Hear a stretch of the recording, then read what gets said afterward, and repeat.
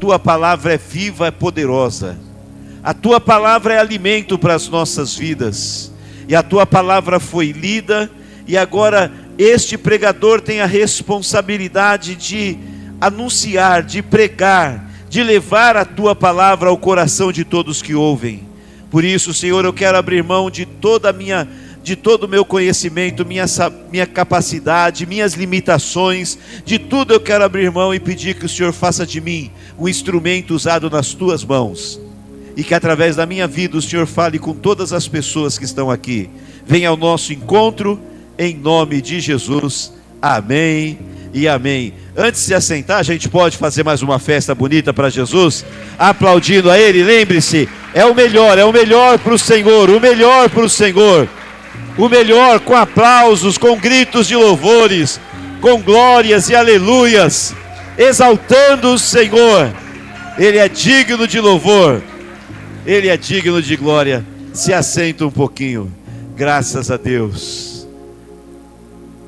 Eu particularmente tenho como característica, quando eu estou ouvindo uma pregação, prestar atenção, porque eu gosto de ser alimentado por aquilo que eu estou ouvindo. Inclusive eu anoto muitas coisas daquilo que eu ouço quando eu estou ouvindo uma pregação. Mas nós temos que ter o hábito de glorificar a Deus quando nós ouvimos a palavra do Senhor. Eu até me lembrei agora de um homem, de um rei, que ele morreu porque ele não deu glória a Deus. Vocês sabiam disso? A Bíblia fala a respeito de um homem que morreu porque ele não deu glória a Deus. Ele tinha a voz muito bonita, não era tão bonita quanto a voz do Júnior assim, mas era uma voz bonita que ele tinha. E aí então as pessoas querendo fazer média e graça com o rei, quando ele falava, as pessoas começaram a falar assim: é igual a voz dos deuses. E compararam ele a um Deus. E ele então se sentiu feliz e se sentiu orgulhoso, porque ele foi comparado a um Deus. E como ele aceitou a condição da comparação a um Deus, e ao invés de dar glórias a Deus, a Bíblia diz que ele foi comido por vermes. Eu fico imaginando quando eu leio isso, eu tento entender, irmã Vilma, o que aconteceu. A impressão que eu tenho é que ele estava lá se sentindo um Deus, igual quando passa aqueles filmes da múmia. De repente os vermes começaram a comer o corpo dele diante dos olhos das pessoas. É assim que eu entendo quando eu leio aquele texto bíblico. E a Bíblia diz que ele morreu comido por vermes, porque ele se negou a dar glórias a Deus. Mas aqui nesta igreja e ali nas redes sociais, os vermes vão morrer de fome, porque aqui tem um povo que dá glória a Deus. Você pode dar glória a Deus aí? Aleluias! Louvado seja o nome do Senhor. Mas hoje eu quero falar com vocês a respeito deste muito conhecido milagre realizado pelo Senhor Jesus. Se discute se esse foi ou não o primeiro milagre que Jesus realizou, mas o fato é que a palavra do Senhor diz que com este milagre, Deus deu início, o Senhor Jesus deu início aos seus milagres ali na Galileia e em muitas regiões. E você conhece esse texto bíblico, e nós vamos falar um pouquinho a respeito deste milagre, porque nós estamos na reta final dos 40 dias de milagres. E dentro dos 40 dias de milagres, aqui de quinta-feira, nós estamos fazendo a corrente do corredor dos milagres. Na última quinta-feira, pastor João Batista, após o culto, veio conversar comigo, e até com um misto de emoção e alegria, o pastor João Batista olhou para mim, me deu um abraço e falou assim: pastor, as quintas-feiras estão uma bênção. Quem que tem vindo de quinta-feira aqui? Dá um sinal com a mão. Você pode confirmar o que o pastor João está dizendo? Está sendo uma bênção? Cada quinta-feira aqui nós temos sentido a presença de Deus, o mover do Espírito Santo. A gente, quando passa no corredor dos milagres, a gente sente o poder de Deus, o mover do Espírito Santo, o poder sendo derramado. Então nós estamos na reta final dos 40 dias de milagres em todo o Brasil, e nós estamos também caminhando aí para as últimas semanas do corredor dos milagres. E milagres, eles eles têm fundamento. Milagres, para acontecerem, eles precisam, para que Deus opere milagre, Ele precisa encontrar algumas coisas. E eu quero hoje olhar este primeiro milagre realizado por Jesus e mostrar para vocês algo muito importante para que a gente possa viver bênçãos e milagres na presença do Senhor. Vamos lembrar o que aconteceu. Era uma festa de casamento, e naquela festa de casamento estava indo tudo bem, uma festa bonita, todos estavam alegres, ainda havia horas e horas de festa pela frente, de alegria, de celebração. Mas de repente, por um descuido, por uma desorganização, não se sabe o motivo, mas a palavra diz que na festa, de repente, acabou o vinho. E o vinho era a bebida da cultura daquele povo, daquela nação, e sem o vinho não havia festa. A festa estava fadada a terminar, e aquele problema poderia até causar um problema no relacionamento, no casamento daqueles dois que acabaram de se casar. Você imagina a esposa chegando em casa e brigando com o marido no primeiro dia do casamento: por que você não comprou mais seu pão duro, seu mão de vaca? Eu fico imaginando o que ia acontecer ali. Mas o fato é que acabou o vinho. Mas a Bíblia diz que Maria, Jesus e os discípulos foram convidados para a festa, e eles estavam todos lá. E quando eu leio esse texto, eu concluo pela leitura que quem era amigo da família era Maria. Maria foi convidada. E sabe quando você convida a Sueli, e aí, já que você convidou a Sueli, tem que convidar o Wagner também. Já que convidou a Sueli e o Wagner, tem que convidar o Júnior e a Carol, né? Então, mas o convidado, o amigo da família era Maria. Mas Jesus estava lá também junto, e os discípulos estavam. E aí, quando acaba o vinho, as pessoas vão até Maria e dizem para ela assim: olha, acabou o vinho. Mas Maria não tinha como resolver aquele problema. E ela então vai e se dirige àquele que tem poder para resolver. E quem é que tem poder para resolver?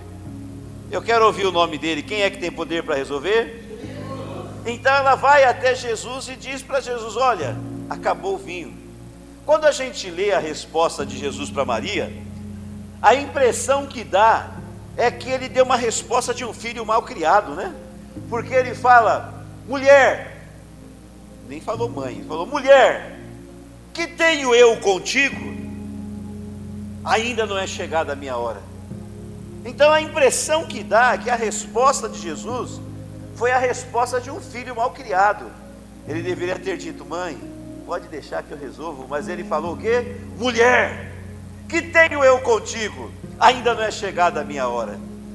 Quando nós lemos, dá essa sensação de uma palavra mal criada. Mas na verdade, Jesus, tudo que Jesus faz e fala tem uma razão, tem um motivo, tem um porquê. Jesus não fazia nada e não falava nada por fazer ou por falar, porque Jesus sabia que qualquer coisa que ele fizesse ou falasse se tornaria uma doutrina, um ensinamento.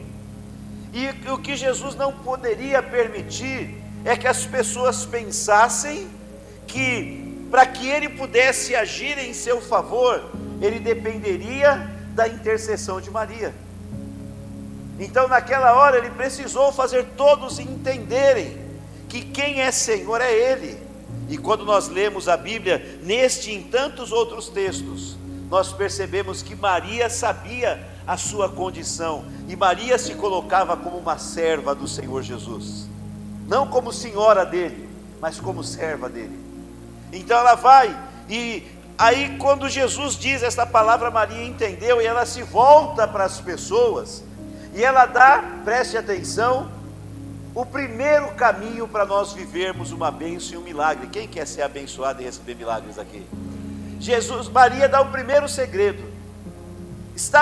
Ela era a convidada de honra, ela era amiga da família, os olhares estavam sobre ela. Mas você precisa entender que para você viver uma bênção e um milagre, não basta só ter fé.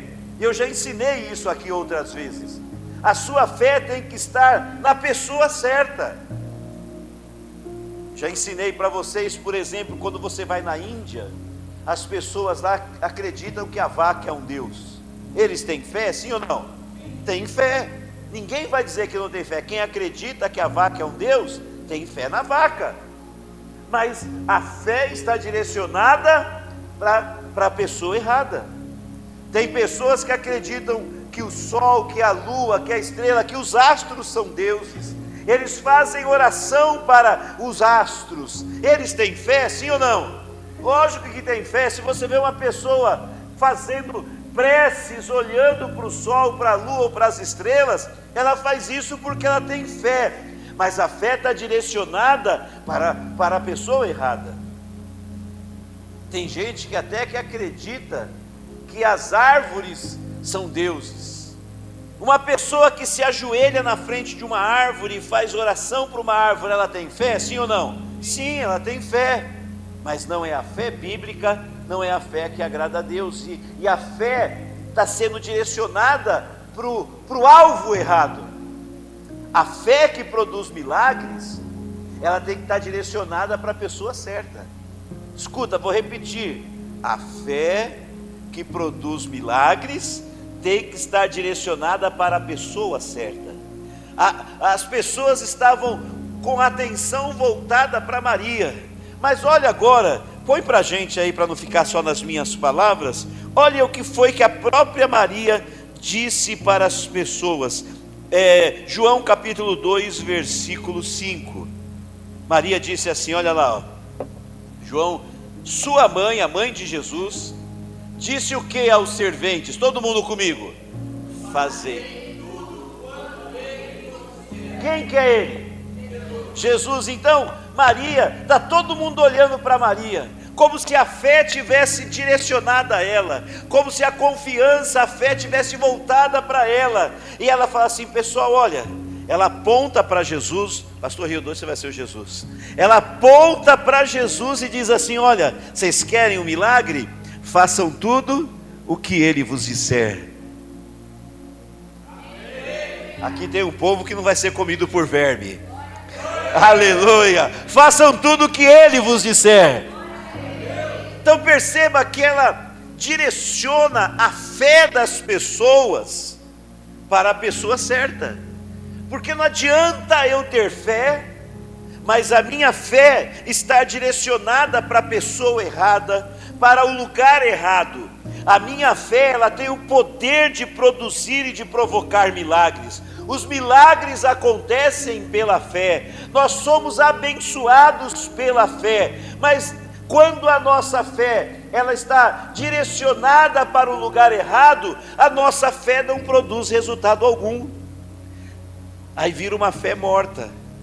Vira uma fé que não produz nada. E se eles continuassem direcionando a atenção deles para Maria aquele dia, eles iam continuar sem vinho. Mas a própria Maria disse, sua mãe disse aos serventes, façam tudo o que eles vos disser. Ela tira a atenção dela e direciona a atenção das pessoas para Jesus.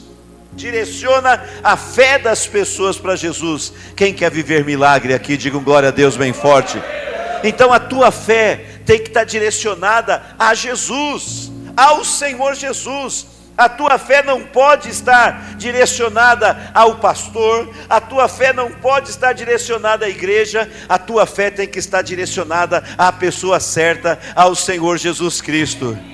Você sabe que nesses muitos anos de ministério, uma coisa curiosa que eu observo, a gente faz, não é só aqui não, na outra igreja que eu pastoreei, nas outras igrejas que eu vou, a gente às vezes vai ter um momento de oração, aí coloca, por exemplo, 5 pastores e pastoras na frente para orar pelo povo, e fala para o povo assim, ó, pode vir e receba a oração de um dos pastores. E eu percebo que é engraçado, às vezes o diaconato está organizando a fila, e aí aquele pastor terminou de orar por alguém, ele manda a pessoa lá, aí aquele do meio terminou, o diácono manda ali. Mas tem uma pessoa que ela quer ir com aquele primeiro da fila. Por quê? Porque ele acha que aquele primeiro da fila é mais poderoso que os outros, e aí ele fica ali meio incomodado, porque está chegando a vez dele, e aquele lá está orando e não termina, e ele fala assim, eu vou ter que ir com o outro, e se vai com o outro ele vai triste. Por que isso? Porque a pessoa está direcionando a fé ao pastor ou à pastora. Mas se a tua fé estiver em Jesus, se a tua fé estiver na pessoa certa, que é Jesus Cristo, você vai viver o sobrenatural. Olha o testemunho que nós lembramos ontem de algo que aconteceu na minha adolescência para a mocidade. Nós não éramos pastores, eu era presidente da mocidade na Casa Verde, e o pastor Neilson fazia parte da mocidade, a gente não era pastor. E aí nós estávamos num culto de jovens lá na Casa Verde, devia ser um culto regional, a Casa Verde era a sede de toda a região na época. E aí nós estávamos num culto de mocidade, eu estava dirigindo o culto, e aí o Neilson foi o pregador daquele dia. Nem eu era pastor, nem ele. E olha o que aconteceu. Quando ele terminou de orar, quando ele terminou de pregar, ele foi orar pelas pessoas enfermas. Vou falar fé. Fé tem que estar na pessoa de Jesus, guarda isso. Aí quando ele terminou de pregar, ele perguntou se tinha alguém enfermo, e tinha uma mulher com muitas dores nas costas, na coluna, estava até com dificuldade de se movimentar. E ele chamou a mulher na frente. Nós éramos meninos, nós tínhamos 17 anos, nós éramos, ainda, a gente era tudo magrinho, cabeludo, novinho, né? Aí chamou aquela mulher na frente. E olha que interessante, o Neilson era o pregador, ele podia orar pela mulher, mas sabe o que ele fez? Nós já éramos meninos ainda, mas ele chamou um outro rapaz de 12 anos, ele chamou um menino de 12 anos e falou assim: vem você aqui, põe a mão nela e ora por ela. O menino de 12 anos veio, colocou a mão na irmã e orou por ela, porque o Neilson, que era o pregador, pediu para que o garoto fizesse. E a mulher foi curada instantaneamente, e o milagre aconteceu. Nós que estávamos dirigindo o culto não éramos pastores, o menino de 12 anos muito menos, mas o milagre aconteceu. Por que o milagre aconteceu? Porque quem fez o milagre? Jesus. Você tem que entender, e alguém falou ali, foi muito feliz no que falou. Por que o milagre aconteceu? Porque ela creu. Ela creu em quem? Em Jesus. Ela não creu nos meninos de 17 anos magrelo, nem no menininho de 12 anos, mas ela creu em Jesus. E quando você coloca a tua fé em Jesus, então você está abrindo a porta para os milagres acontecerem na sua vida. Então a primeira coisa que a gente aprende nesse texto é direcionar a nossa fé para a pessoa certa. Tem que ter fé, sem fé é impossível agradar a Deus, mas além de ter fé, a fé tem que estar direcionada à pessoa certa. A pessoa. Então quando você estiver aqui, não importa se quem vai orar por você é o pastor Wagner, a pastora Sueli, o pastor João Batista, o pastor Rildo, a pastora Luciana, a pastora Cida, a pastora Rosália, a pastora Zoraide. Não importa se quem vai orar para você é alguém que não é pastor, se é um diácono, uma diaconisa, alguém do ministério de louvor, se é um irmão da igreja. Basta você crer, porque se você crer, você verá a glória de Deus. Você pode levantar a sua mão aí para o céu e dar um glória a Deus e glorificar o nome dele. Glorifica o Rei Jesus. Façam tudo o que Ele vos disser. Olhar para a pessoa certa, direcionar a fé para a pessoa certa, o Senhor Jesus. E aí então, tinha acabado o vinho, mas a Bíblia diz que haviam 6 vasilhas, 6 vasos muito grandes lá. Segundo os estudiosos, esses vasos cabiam em torno de 60 a 80 litros de líquido lá dentro. 6 vezes 8, 480 litros. E Jesus, agora está todo mundo olhando para Jesus. Para quem que eles estão olhando? Estão olhando para a pessoa certa. Então o segundo segredo está aqui, ó. Façam tudo o que Ele vos disser. Fala comigo, obediência. Primeiro olhar para Jesus. Tem que ter fé. Fé na pessoa certa, que é Jesus. Mas como que eu provo a fé? Eu provo a fé com a obediência. Façam tudo o que Ele vos disser. Aí Jesus fala assim, ó: encham as vasilhas de água. Se fosse na minha casa ou na sua casa, como que a gente ia fazer para encher 6 vasilhas de 80 litros cada uma? Como você faria, Hildo? Eu também. Eu ia ligar a mangueira, ia gritar lá: Júnior, abre aí! E ó, eu aqui só com a mangueirinha enchia rapidinho. 10 minutos estava tudo cheio. Mas nos dias de Jesus não tinha torneira, não tinha mangueira. E para eles pegarem água, eles tinham que pegar água onde? No rio, no poço, né? Ou tinha que cavar poço, ou tinha que ter algum rio com água boa. Então, para encher aquilo lá deve ter dado um trabalho, ficar buscando água, trazer água, colocá-la dentro. Você tem ideia do trabalho que teve? Mas a Bíblia diz que eles obedeceram. O que eles fizeram? Obedeceram. O grande problema é que as pessoas querem viver milagres, mas não estão dispostas a obedecer. Elas querem que Deus opere milagres na vida delas, mas elas não estão dispostas a oferecer nada para Deus. Elas não estão dispostas a oferecer obediência ao Senhor. E se você não tem obediência ao Senhor, a falta de obediência é uma prova, não só uma evidência, é uma prova de que você não tem fé, porque quem tem fé, obedece. Você está me entendendo? Quem tem fé obedece, e quem não obedece, ainda que diga que tem fé, não tem fé, porque a fé é provada na obediência. A muralha vai cair, o que eu tenho que fazer, Deus? Você vai andar em volta da muralha por 7 dias, e no 7º dia vai dar 7 voltas. O muro não cai andando em volta dele. Mas por que aquele caiu? Porque eles tiveram fé, e provaram a fé fazendo o quê? Obedecendo, andando em volta da muralha. Você percebe que a fé é provada com a obediência. Então não adianta você bater no peito e falar: eu sou um homem de fé, eu sou uma mulher de fé, se você não tem um coração desejoso de ser obediente ao Senhor. Se você não é obediente ao Senhor, você pode falar o que quiser, você não é um homem de fé, você não é uma mulher de fé, porque quem tem fé obedece ao Senhor. Maria disse: façam tudo o que ele disser. E ele disse: encham de água. E o que eles fizeram? Encheram de água. Obediência. A obediência é a prova da fé, é o caminho da fé. Quem tem fé é obediente ao Senhor. Quem tem fé ouve a voz do Senhor e obedece. Não questiona. Quem tem fé não questiona. Quem tem fé obedece. Porque entenda uma coisa: as palavras do Senhor não são para ser questionadas. As palavras do Senhor são para serem obedecidas pela fé. Porque se você for procurar lógica, razão nas coisas da fé, você não vai conseguir crer, você não vai conseguir acreditar. Porque a grande maioria, pode ver os milagres que acontecem, a grande maioria dos milagres não tem como você explicar, não tem lógica no milagre.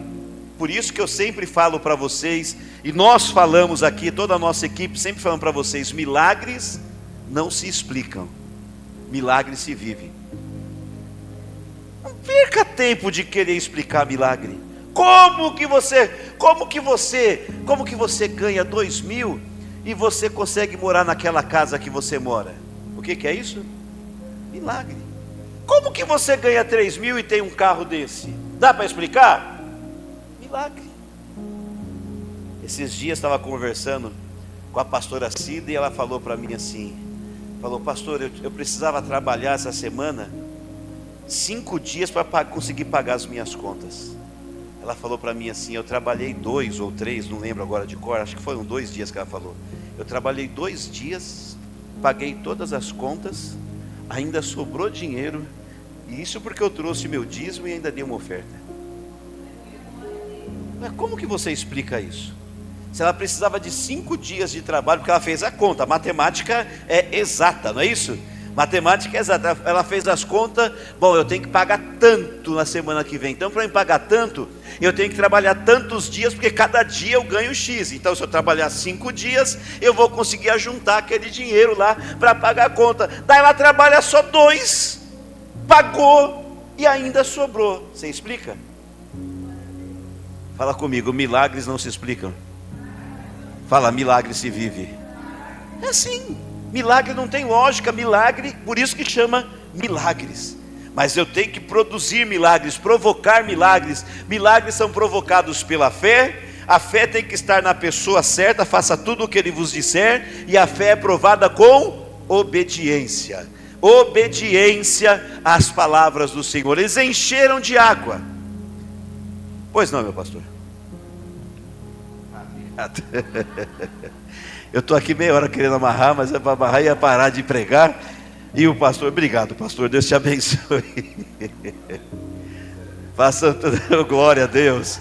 Que o Senhor te abençoe. Que o Senhor te abençoe de uma forma muito especial.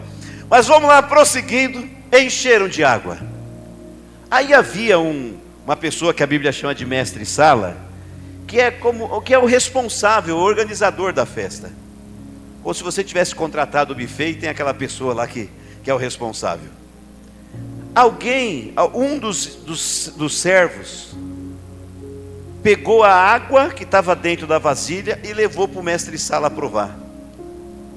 Quando levou a água para o mestre-sala provar, o mestre-sala provou a água e ele fez uma cara de admiração, de espanto. E ele falou: nossa, chama o noivo. Aí chamaram o noivo. O noivo já estava meio chateado, triste, nervoso, porque acabou o vinho. E quando ele chega lá diante do mestre-sala, o mestre-sala tipo dá uma bronca nele e fala assim: eu não orientei você? Qual é o procedimento? O procedimento é assim, ó: serve o vinho bom primeiro.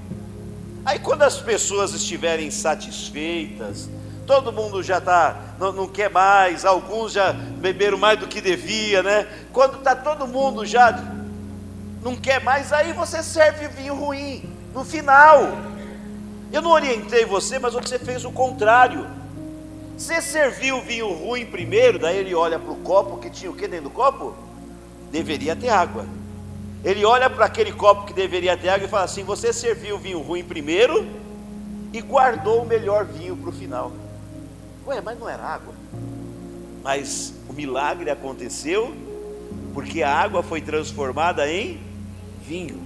E eu quero que você entenda uma coisa: aquele homem da festa, ele não fez errado. Ele serviu o vinho bom, acabou o vinho bom. Serviu o vinho ruim, acabou o vinho ruim. E agora ele está provando um outro vinho, que não era nem o bom, nem o ruim. Mas esse vinho era fruto do milagre de Jesus. E nas palavras do mestre-sala, pastora Luciana, o vinho que era fruto do milagre de Jesus era melhor que o vinho ruim?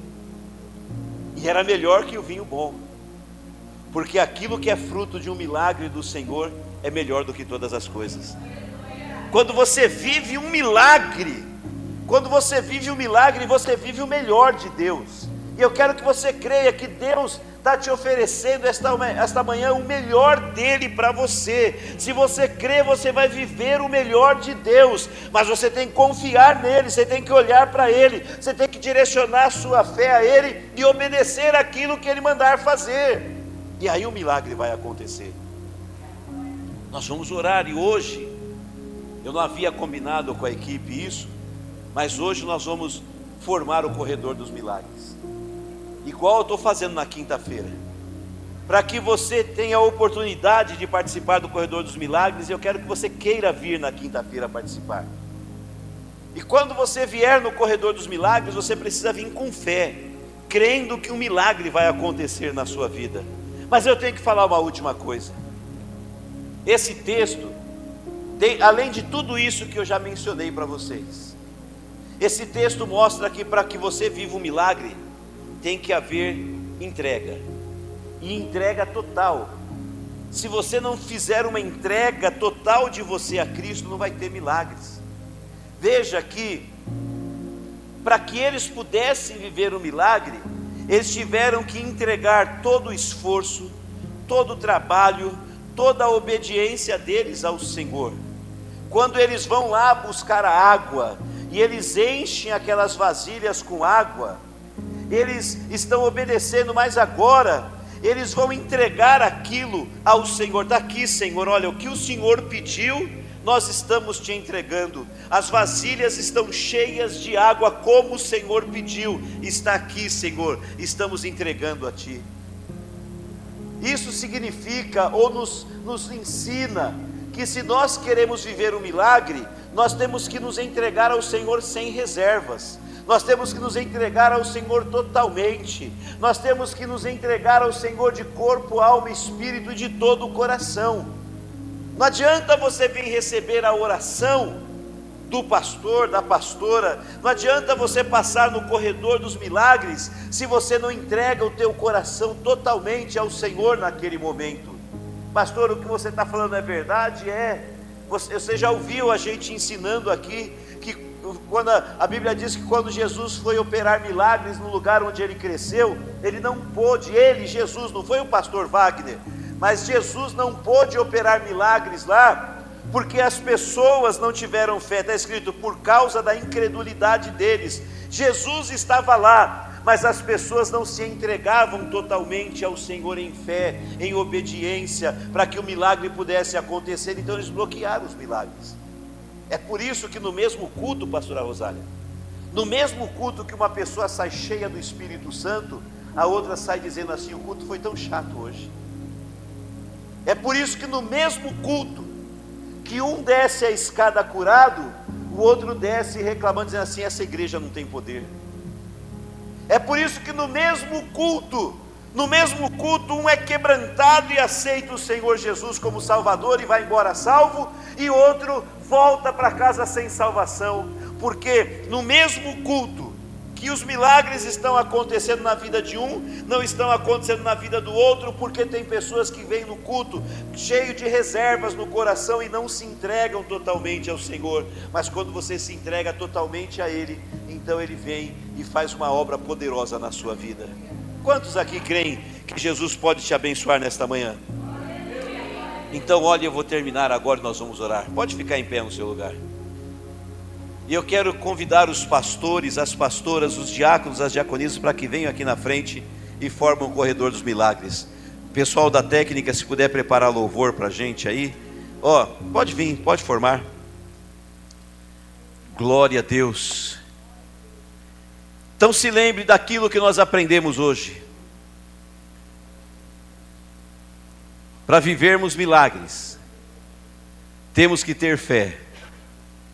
Fala comigo assim, para viver milagres, toda a igreja diga comigo, para viver milagres, eu preciso ter fé.